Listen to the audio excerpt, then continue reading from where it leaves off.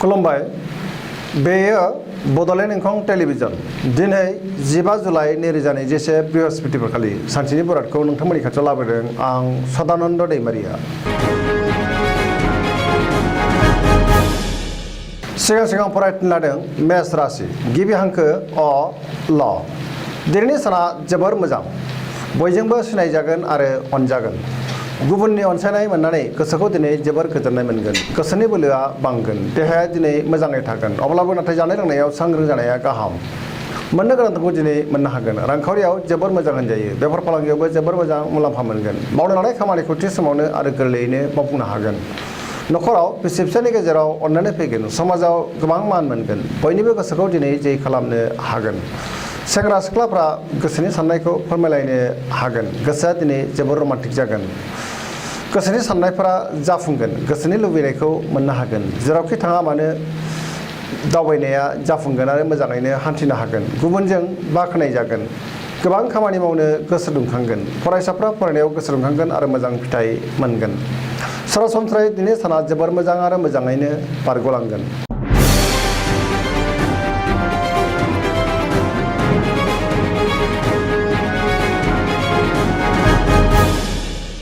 वृष राशि गिबि हांखो इ उ ब दिनैनि साना मोजां आरो गाज्रिनि गेजेरजों बाबेनलांगोन गोसोखौ जोबोर गुलाय गुजाय मोनगोन गावखौनो लोगो गोमाजानाय बायदि मोनगोन सोरबा मोजां मोननायजों एना एनि जानो हागौ गोसोआव दुखु होगोन मावनो लानाय खामानिखौ थि समावनो मावफुंनो हागोन रांखावरियाव मोजां बेफार फालांगियावबो मोजां मुलाम्फा मोनगोन नखराव बिसि फिसायनि गेजेराव एना एनि फैनो हागौ देहाया दिनै मोजाङै थागोन महर मोखाङाव अदेबानि साबखांनाय फैगोन जायखि खामानि मावा मानो मोजाङैनो मावफुंनोबो हागोन सोरबा लोगोनिफ्राय हरखाबै गाज्रि खौरां फैनो हागौ सेंग्रा सिख्लाफ्रा जोबोर आला खाला जागोन अदेबानि गोसोनि अहंकाराबो बांगोन बिमा बिफानि अननाय आरो बोरखौ मोनगोन फरायसाफ्रा फरायनायाव गोसो दुंखांगोन।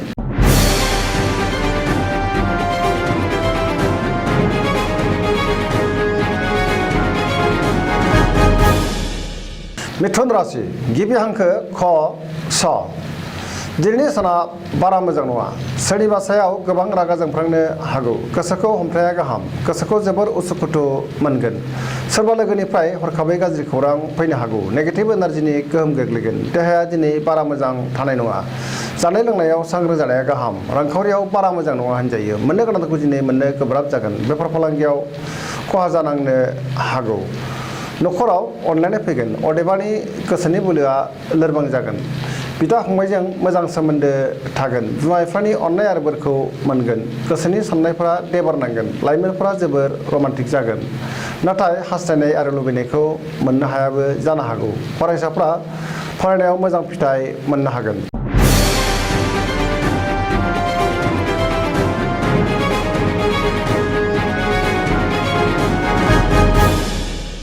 कर्कट राशि गिबि हांखो ड ड ह दिनैनि साना मोजां आरो गाज्रिनि गेजेरजों बाबेनलांगोन गोसोखौ जोबोर उसाव बादाव मोनगोन मावनो लानाय खामानिखौ थि समावनो मावफुंनो गोब्राब जागोन रांखावरियाव मोजां अदेबानि खरसायाबो बांगोन मोननो गोनांखौ दिनै मोननो हागोन बेफार फालांगियाव जोबोर मोजां मुलाम्फा मोनगोन देहाया दिनै बारा मोजां थानाय नङा गोबां रोखोमनि देहायारि जेंनाजों खस्थ' मोनगोन जानाय लोंनायाव सांग्रां जानाया गाहाम नेगेटिभ एनार्जिनि गोहोम गोग्लैगोन गुबुननि हेफाजाब मोनगोन नखराव बिसि फिसायनि गेजेराव अनलायनाय फैगोन बिदा फंबायनि हेफाजाबखौ मोनगोन फरायसाफ्रा मोजां खौरां मोनगोन गुबुनजों गोरोबनो रोंगोन बहाबा थाङोब्ला दिनै मोजाङै हान्थिनो हागोन लाइमोनफोरा जोबोर रमान्टिक जागोन फरायसाफ्रा फरायनायाव गोसो दुंखांगोन आरो मोजां फिथाइ मोनगोन।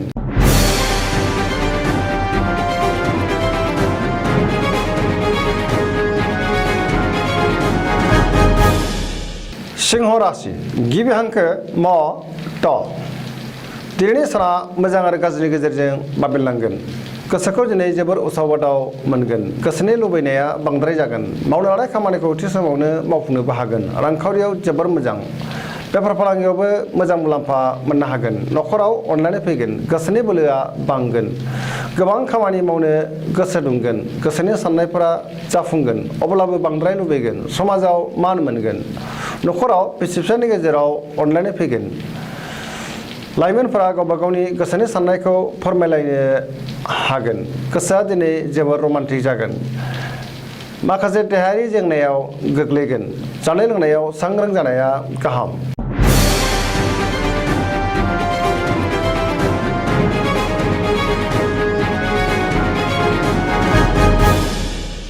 कन्या राशि गिबि हांखो प ट दिनैनि साना जोबोर मोजां मोनफ्रोमबो बिथिङावनो सांग्रां जानो रोंगोन बयजोंबो गोरोबनानै खामानिखौ मावनो रोंगोन गुबुनजों मोजां सोमोन्दो थागोन गोसोनि बोलोआ बांगोन गोसोखौ दिनै जोबोर गोजोननाय मोनगोन सोरबा लोगोनिफ्राय मोजां खौरां मोनगोन गोबां खामानियाव मुखुब थागोन समाजाव गोबां मान मोनगोन सिगांनि बबेबा आद्रा खामानिखौ दिनै गोरलैयैनो मावफुंनो हागोन गुबुननि गोसोखौ बोनो हागोन रांखावरियाव दिनै जोबोर मोजां अब्लाबो नाथाय खरसाया बांगोन बेफार फालांगियावबो मोजां मुलाम्फा मोनगोन देहाया दिनै मोजाङै थागोन अब्लाबो जानाय लोंनायाव सांग्रां जानाया गाहाम न'खराव बिसि फिसायनि गेजेराव अनलायनाय फैगोन मावनो लानाय खामानिखौ थि समावनो आरो गोरलैयैनो मावफुंनो हागोन सेंग्रा सिख्लाफ्रा गोसोखौ दिनै जोबोर रमान्टिक मोनगोन गोसोनि साननायफोरा जाफुंगोन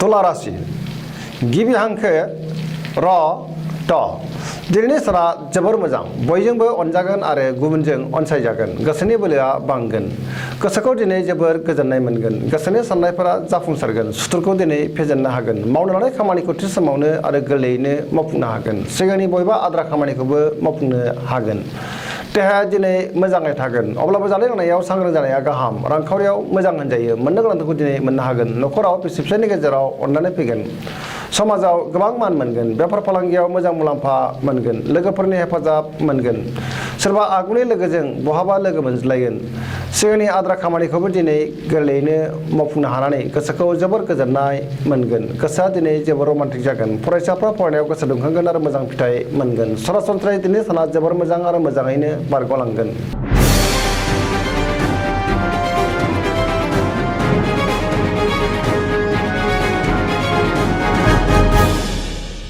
वृश्चिक राशि गिबि हांखो न स दिनैनि साना जोबोर मोजां महर मोखाङा साबखांगोन समाजाव गोबां मान मोनगोन बयजोंबो अनसायजागोन गोसोखौ दिनै जोबोर गोजोननाय मोनगोन सोरबा लोगोनिफ्राय मोजां खौरां मोनगोन मावनो लानाय खामानिखौ थि समावनो आरो गोरलैयैनो मावफुंनो हागोन गोसोनि साननायफोरा जाफुंगोन न'खराव अनलायनाय फैगोन रांखावरियाव दिनै जोबोर मोजां होनजायो मोननो गोनांखौ दिनै मोननो हागोन बेफार फालांगियाव गोबां मुलाम्फा मोनगोन देहाया दिनै मोजाङै थागोन अब्लाबो जानाय लोंनायाव सांग्रां जानाया गाहाम गुबुनजों जोबोर मोजां मोनजागोन लोगोफोरनि हेफाजाब मोनगोन गोसोआ दिनै जोबोर रमान्टिक जागोन बिमा बिफानि अननाय आरो बोरखौ मोनगोन फरायसाफ्रा फरायनायाव गोसो दुंखांगोन आरो मोजां फिथाइ मोननो हागोन सरासनस्रायै दिनै साना जोबोर मोजां आरो मोजाङैनो बारग'लांगोन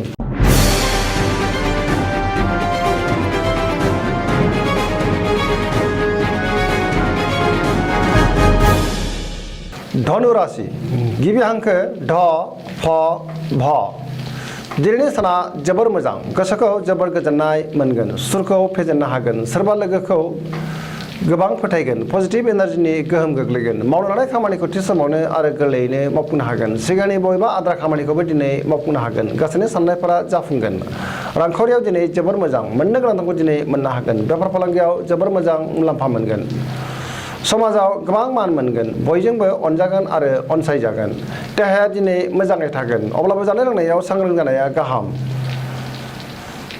न'खराव बिसि फिसायनि गेजेराव अननानै फैगोन फरायसाफ्रा फरायनायाव गोसो दुंखांगोन आरो मोजां फिथाइ मोनगोन लाइमोनफोरनि गोसोआ दिनै जोबोर रमान्टिक जागोन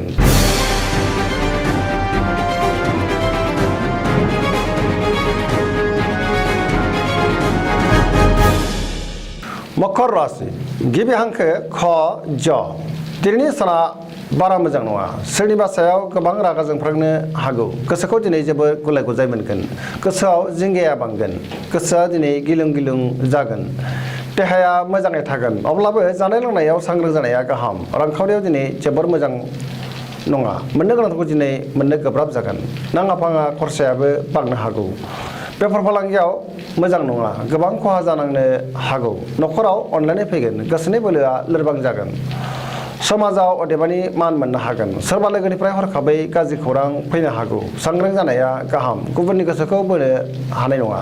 नेगेटिभ एनार्जिनि गोहोम गोग्लैगोन। लाइमोनफोरनि गोसोआ दिनै जोबोर लोरबां जागोन आरो आला-खाला जागोन।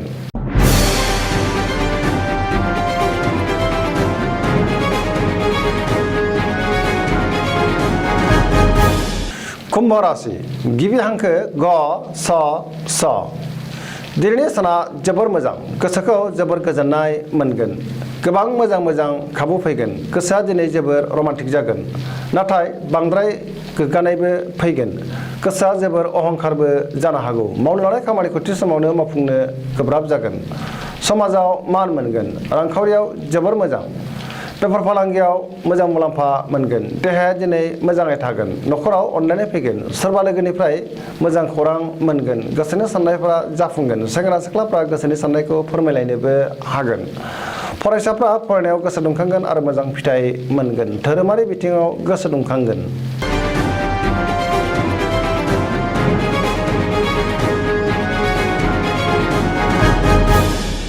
मीन राशि गिबि हांखो ड स।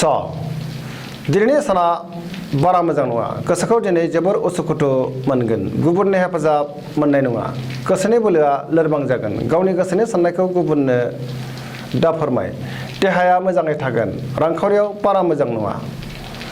मोननो गोनां धोनखौ दिनै मोननो गोब्राब जागोन। बयनिख्रुइबो खरसाया बांगोन। बेफार फालांगियाव गोबां खहा जानांनो हागौ। न'खराव अनलायनाय फैगोन। मावनो लानाय खामानिखौ थि समावनो मावफुंनो गोब्राब जागोन। जायखि खामानि मावा मानो माबा नङा माबा मोनसे हेंथा नुजाथिगोन। लाइमोनफोरनि गोसोआ दिनै जोबोर आला-खाला जागोन। अदेबानि गोसोनि साननायखौ फोरमायनो हागोन। फरायसाफ्रा फरायनायाव गोसो दुंखांगोन आरो मोजां फिथाइ मोनगोन। दिनैनि राशि फरायथिनिया एसेनोसै। जोबनायाव बेखौनो खावलायो जाहाथे नोंथांमोना सानफ्रामबो जोंनि बे बड'लेण्ड इंखं टेलिभिजनखौ नायबाय थायो आरो साबस्क्राइब खालामो, लोगोसे शेयार खालामो, लाइक खालामो। एसेनोसै, गोजोन्थों।